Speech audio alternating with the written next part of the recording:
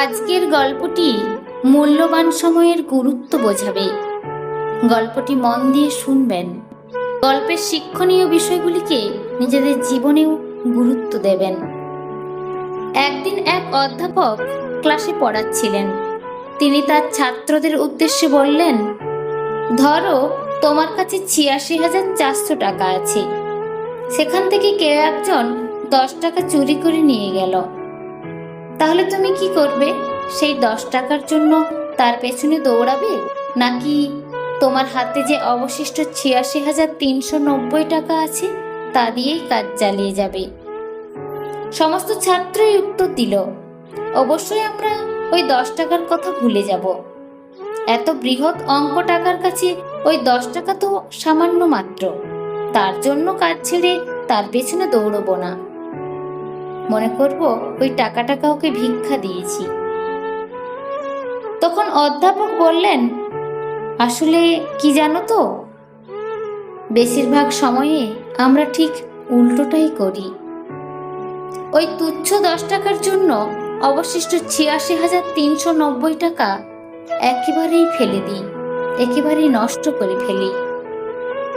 ছাত্ররা সবাই এক বাক্যে বলল, এটা কিভাবে সম্ভব? এটা যে করে সে তো পুরোটাই বোকা। অধ্যাপক তখন বললেন, ৮৬,৪০০ টাকা আসলে একটা দিনের সেকেন্ডের সংখ্যা। ২৪ ঘন্টায় ৮৬,৪০০ সেকেন্ড হয়। ধরো কেউ একজন তোমাকে একটা কটু কথা বলল বা গালিগালাজ করলো, এটার জন্য সময় ব্যয় হলো ১০ সেকেন্ড।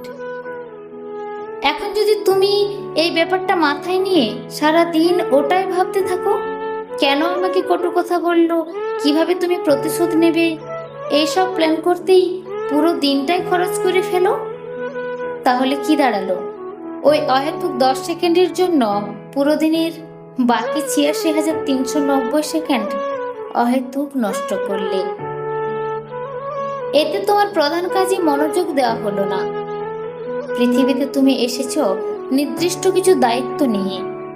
কারো কথা শুনে বা নেতিবাচক মন্তব্য শুনে সেদিকে মনোযোগ খরচ করে যাবে না। তোমার জায়গায় তুমি সঠিক থাকলে কে কি বললো সেটা ম্যাটার করে না। তুমি যে কাজ বা সংকল্প নিয়ে এসেছো সেই দিকে মনোযোগ দাও। কোনোভাবেই অহেতুক অগুরুত্বপূর্ণ পরিস্থিতির জন্য মূল্যবান সময় খরচ করো না। মনে রেখো, তোমাকে কটু কথা বলে কেউ একজন শান্তি পেয়েছে, সে তার শান্তি নিয়ে থাকুক, আর তুমি তোমার কাজ নিয়ে থাকো। ছোট এই জীবনে তুচ্ছ বিষয় নিয়ে অযথা সময় নষ্ট করো না। অ্যাডাপটিভ কাজগুলো না হলে আর জীবনে করা হবে না। ধন্যবাদ। গল্পটি যদি ভালো লেগে থাকে তাহলে আপনার প্রিয়জনদের সাথেও শেয়ার করুন।